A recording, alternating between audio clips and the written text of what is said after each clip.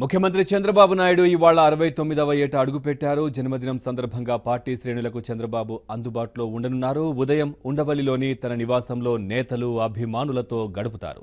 ఆ తర్వాత హైదరాబాద్లో వివాహ కార్యక్రమంలో పాల్గొని తిరుపతి వెళ్తారు. ఎన్టీఆర్ ట్రస్ట్ ఆధ్వర్యంలో తిరుపతిలో నిర్మించిన బ్లడ్ బ్యాంకును ప్రారంభిస్తారు. ట్రస్ట్ నిధులతోనే ఈ బ్లడ్ బ్యాంకును ఏర్పాటు చేస్తున్నారు. రాత్రికి తిరిగి అమరావతి చేరుకుంటారు. ఏమవుతుంది అర్థం చేసుకో.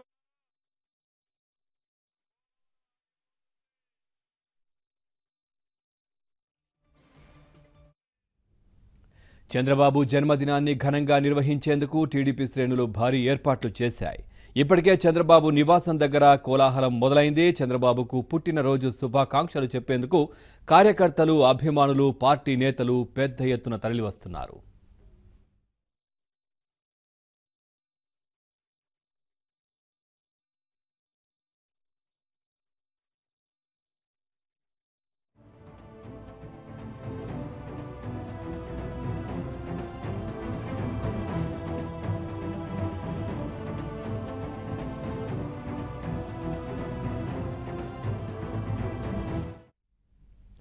చంద్రబాబుకు సొంత పార్టీతో పాటు ఇతర పార్టీల నేతల నుంచి పెద్ద ఎత్తున శుభాకాంక్షలు అందుతున్నాయి.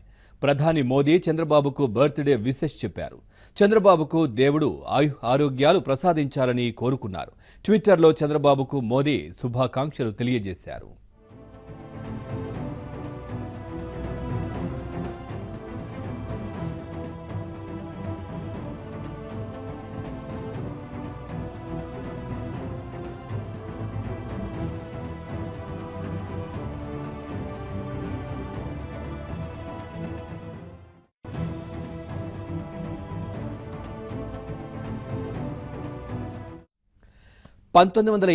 ఏప్రిల్ 20వ తేదీన పుట్టిన చంద్రబాబు విద్యార్థి నేతగా రాజకీయాలు ప్రారంభించి అంచెలంచెలుగా సీఎం స్థాయికి ఎదిగారు.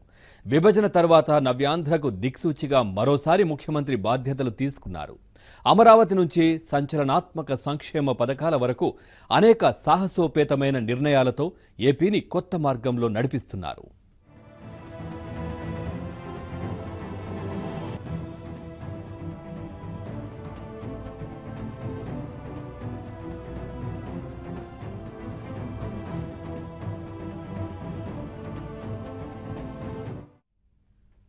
అరవై ఏళ్ల తర్వాత రాజకీయాల్లో యాక్టివ్గా ఉండేవారు చాలా అరుదు. కానీ చంద్రబాబు దారి పూర్తిగా భిన్నం. ఆయనకు వయసుతో సంబంధం లేదు. 69వ ఏట కూడా చలాకీగా రాష్ట్ర రాజకీయాల్ని నడిపిస్తున్నారు. మొన్నటి ఎన్నికల కోసం నెల రోజుల పాటు అవిశ్రాంతంగా ప్రచారం చేశారు.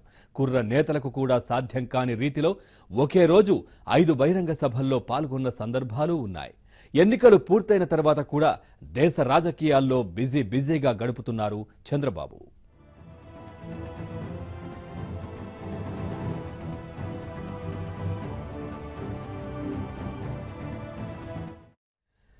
క్రమశిక్షణకు చంద్రబాబు మారుపేరు అని చెప్పాలి. అందుకే 69 ఏళ్ల వయసులో కూడా 20 ఏళ్ల కుర్రాళ్ల కంటే ఉత్సాహంగా పనిచేయగలుగుతున్నారు. ఓవైపు రాష్ట్ర ముఖ్యమంత్రిగా, మరోవైపు పార్టీ అధ్యక్షుడిగా సమర్థంగా నడిపించగలుగుతున్నారు. దేశ రాజకీయాల్లోనూ ఆయన ఇప్పుడు ఫ్రంట్ రన్నర్. 69 ఏళ్ల వయసులో ఇంత ఉత్సాహంగా పనిచేయడం అంత సులభం కాదు.